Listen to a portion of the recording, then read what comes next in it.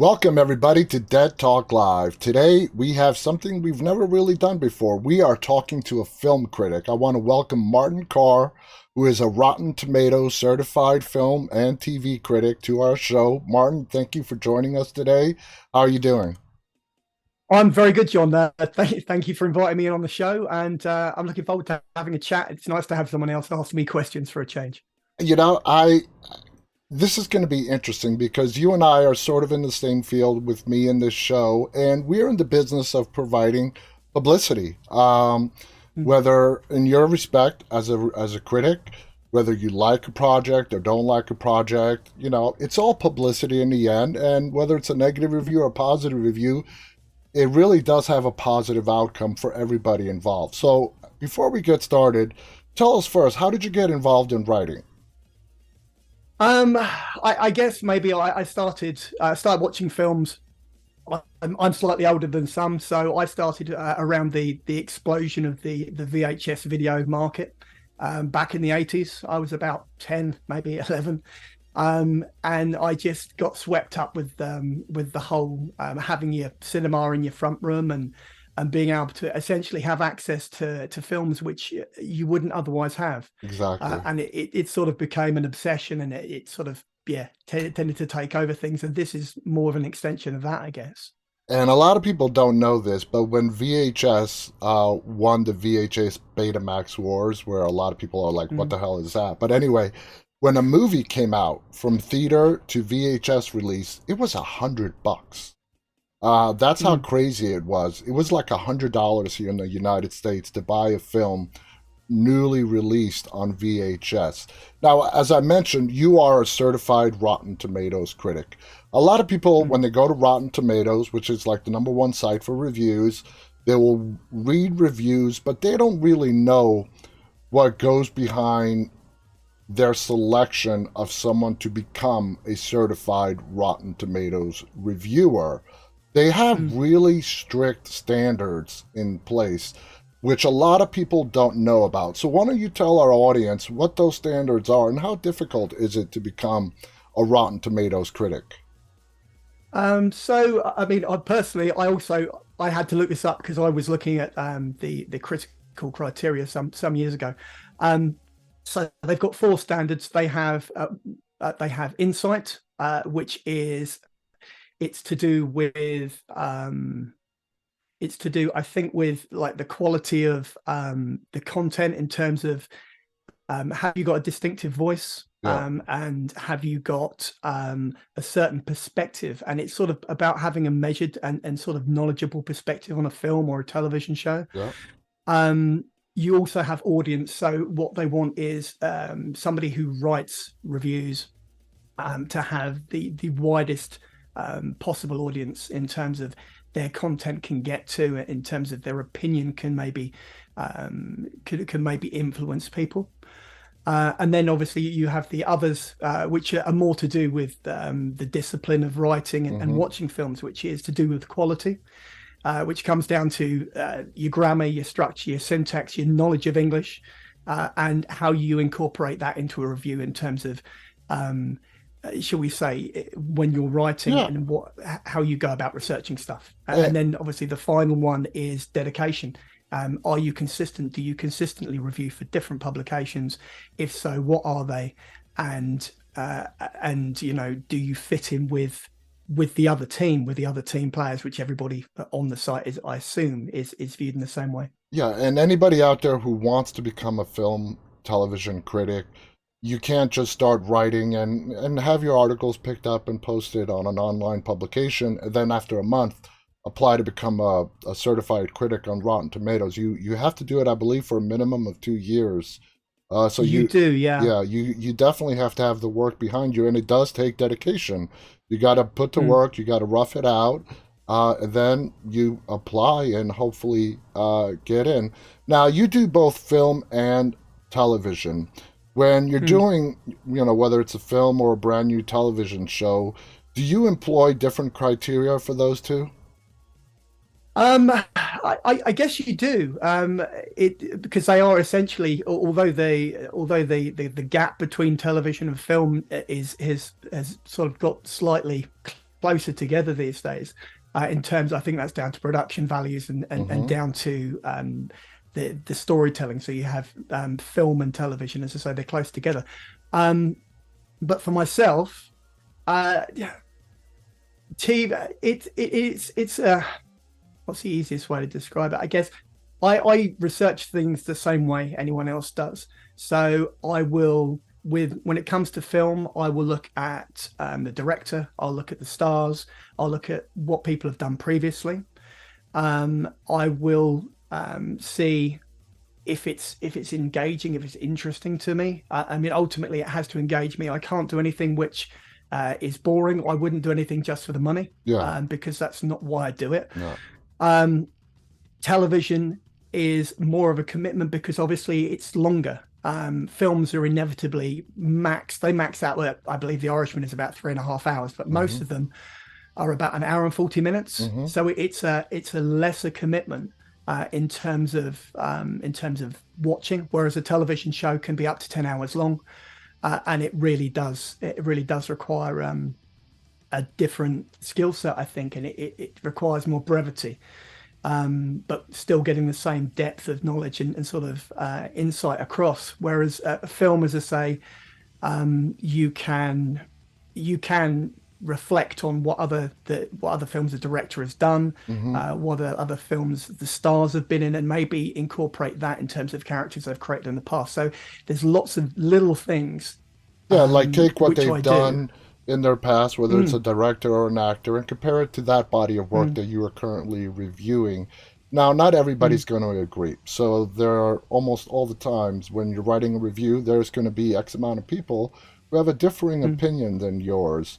Now, when you come up a case where the vast majority of people's critics, like yourself, opinion varies from your own opinion, do you feel any kind of pressure when you're in the minority in your opinion? Not really. I really don't. I'll put my hand on my heart and I will say that before I write anything or watch anything, if I know that I'm going to be covering it, I won't read anyone else's reviews. Okay. And it's not because I'm precious about my work or I have anything against anybody else who's out there, trying to make it work and has their own opinion or are passionate about what they say. It's because I don't want anyone else's opinion to color my judgment ultimately, and that's what it comes down to. I want to go into it fresh. I want to go into it I avoid any trailers if I possibly can. And I will avoid as much outside influences as I possibly can before I begin anything. Really. Now, I have interviewed a lot of filmmakers and actors, and they pretty much all have the same theme. I do not look at reviews, because they know that people are going to have their own opinions. As a critic, how do you feel about that? That the filmmakers, the actors, don't generally read critics' reviews. I sort of I can understand it because as much as filmmakers and actors and people actually directly in front and behind the camera, as much as they say that maybe they don't care. I think people passionately, I think inherently they must care deeply because they're committing up to 5-10 years of their lives, especially if you're going from a project which is going from a concept from development and actually into production. It can be a very long time. So I think to a certain extent, people who tell critics or they tell other people, interviewers like yourself and myself, that they don't care or they don't read them. There has to be a little bit of it's human nature. There's a bit of porky pie involved there, because you've got to care, you've got to be passionate, otherwise why are you doing it? It's part of human nature to be curious and to see what other people think, because ultimately you want your work to be appreciated by the audience in any form of art. Now, how do you here we are in the height of the internet age. Everybody's sharing their opinions online, from movies to television shows. How do you view your role as a film critic in this machine, this entertainment industry cog?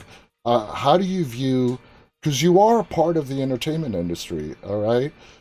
inside the industry, you may be referred to as press, media, whatever, but everything comes together to make up the industry. How do you view a film critic's role in the motion picture entertainment industry? I'm not entirely sure. It's an incredibly grey area, and you're going to get a different answer from everybody you ask on this particular question. I think. I think some people inside the industry would say that criticism in this form is irrelevant and it doesn't matter. I disagree.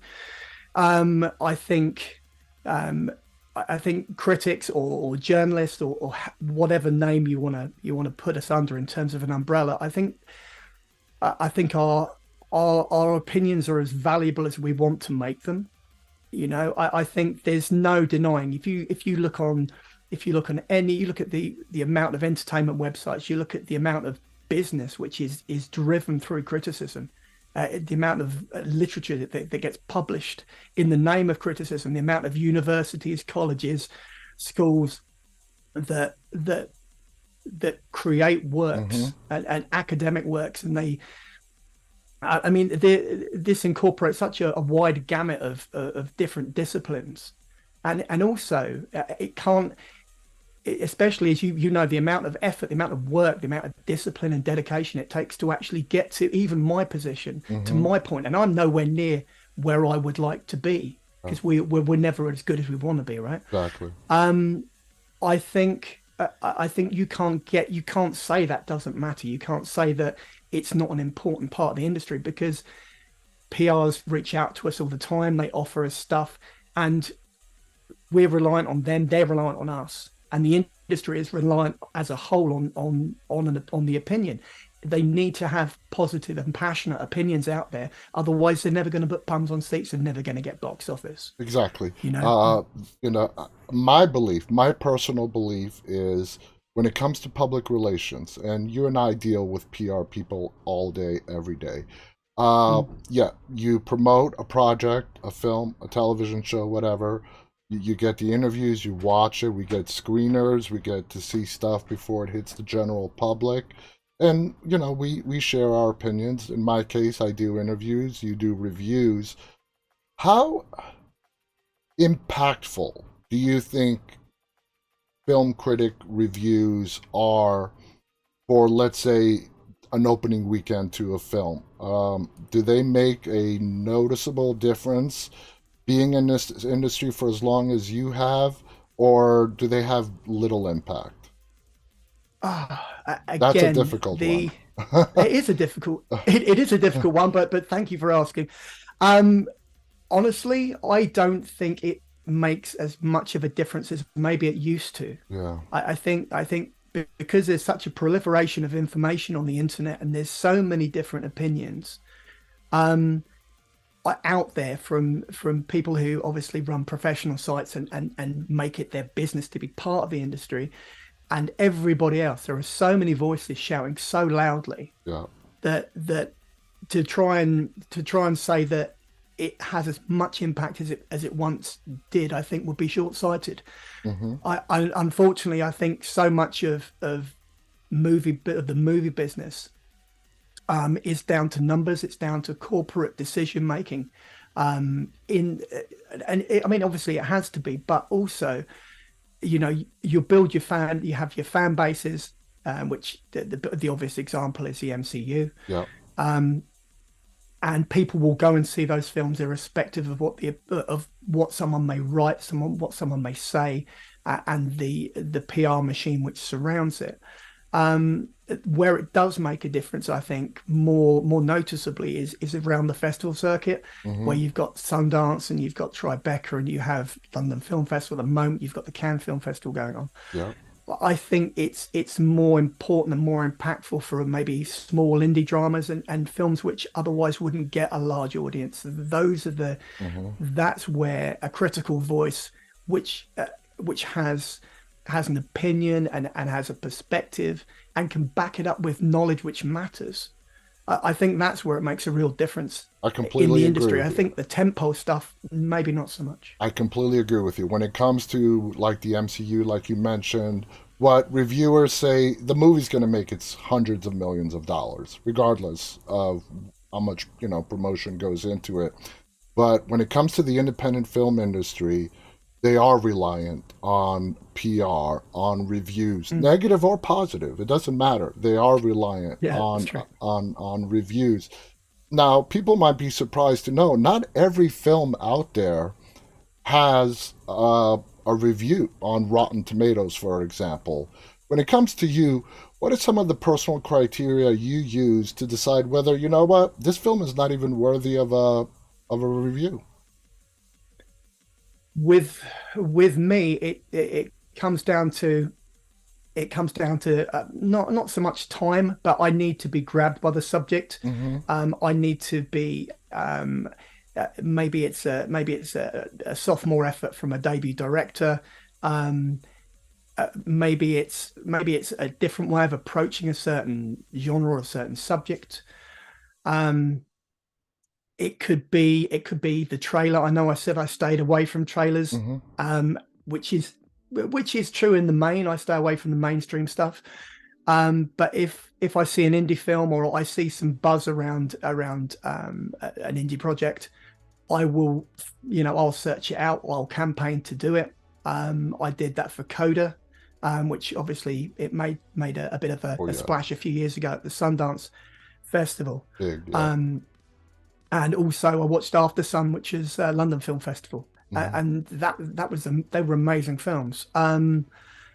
But in terms of how I'm very random, and I'm lucky enough that I can be quite random because films aren't really the thing I focus on primarily in terms of my reviews. Is So I can pick and choose, which I'm you quite so lucky you enough would to say find. TV is more of what you prefer? I do because I think because I find it I don't it's not that I find it more interesting. I think that because there's less competition for television reviewers than there is for film reviewers. I think that's what it both basically comes down to. But it's also the fact that, as I said right at the beginning, what I think the gap between film and television in terms of quality, in terms of storytelling, and in terms of production values, all those things which are on the top tick list in terms of what you would expect from a film, are now very much present in television. And I don't see the drop off. I mean, there is a tremendous glut of content, Mm-hmm. um, but And the bottom line there's for some. that is that TV Mm, shows are a lot more expensive to produce. yeah, You're talking about yeah. little mini movies, anywhere from Mm. 42 to 60 minutes, and you're going to have at least 6 to 8 episodes in a season.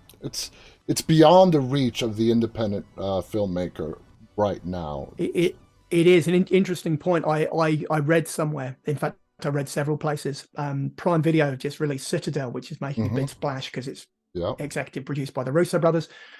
Word around the campfire is that cost $50 million an episode after reshoots, and that's a 10 episode show. So you do the math. I mean, Yeah. that's I mean, I ridiculous. heard So the Lord of the Rings show on Prime as well was somewhere close to mm, the $1 billion mark. I don't know if that was accurate or not, but that's crazy. yeah, Now let's talk it about. it is crazy, but it's all on the screen, John. It's all on the screen. I know, and most of that is in post production.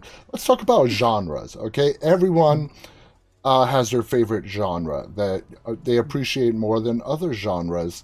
Do you stay away from certain genres because you know you don't enjoy them and they might influence and solicit a negative review from you that is biased because you just don't like that genre? I'll tell you a little secret. I'm such a lady, of such a girl when it comes to horror films. I am so squeamish. You wouldn't believe it. So, and I was having a conversation with my brother who can sit through anything and watch anything. And I said, look, I feel like I'm missing out on having a critical opinion on a very important genre in cinema. And he's going, look, just because I can do it doesn't mean everyone can do it. And I'm like, and because I don't have that breadth of knowledge, I can't watch a horror movie because I don't have the Rolodex of information in my head Hmm. to go, oh, that's relevant to that's relevant to that, relevant to that, and track it back through history if I wanted to. Okay. And because I don't have that, I can't say that's the thing I stay away from. Because I physically can't. That makes perfect sense, and I applaud you Yeah. for saying that.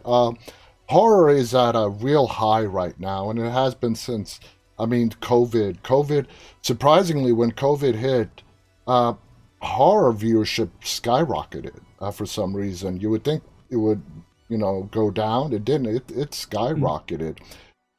Now, obviously, you have to be a fan of cinema, TV, to do what you do.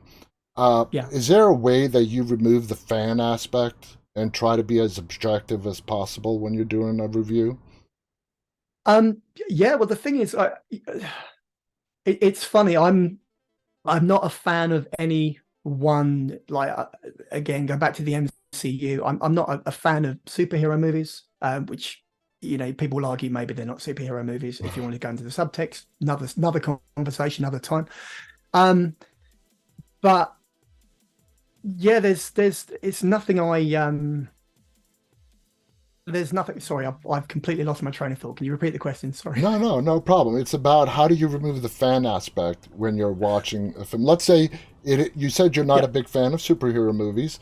Let's say you are Mm. watching a series, a project, whatever that you are a big fan of, and you want to do an Mm. objective review. Do you have a process of removing that fan aspect when you're watching it?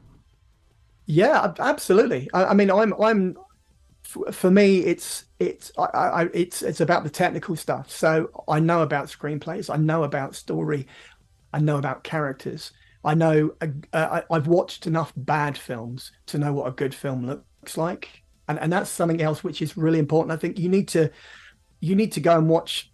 You know, there could be an argument to say that there's no such thing as a bad film, but I disagree. There I do there is, and too. they are Yeah. out there, but they can be a pleasure as much as anything else. So you need to go out there and you need to fundamentally know, I think, what a bad and a good film look like. And I know all the technical stuff, and for me, um, it's how you approach a rom-com differently. For example, Hmm. um, there's a perfect example is there was a TV show that I watched, which is on Paramount Plus at the moment called The Flat Share, Hmm. and that is a rom-com, but it's not. It's about two people who can't afford to rent their own flat in London, so they share it at different times of the day, and that's it. And the rom-com comes together because ultimately they're not communicating face to face. It's a really clever way of doing a rom-com. That is. So it's not about the whistles and bells of the show and the technical stuff. So I'm not a fan enough of any one genre to be blinded, and from my opinion, to be biased ultimately. That is awesome. I can't believe we're almost at 25 minutes. Martin, thank you so much for coming on here and sharing a part of this industry that, besides the reviews that people read, they really don't know what's under the surface. And I hope that the people that are going to watch this in the days to come really get that insight because I feel a lot has been shared. I want to thank you. For those of you guys that are interested in reading Martin's reviews, are available on his site, martincarr.co.uk.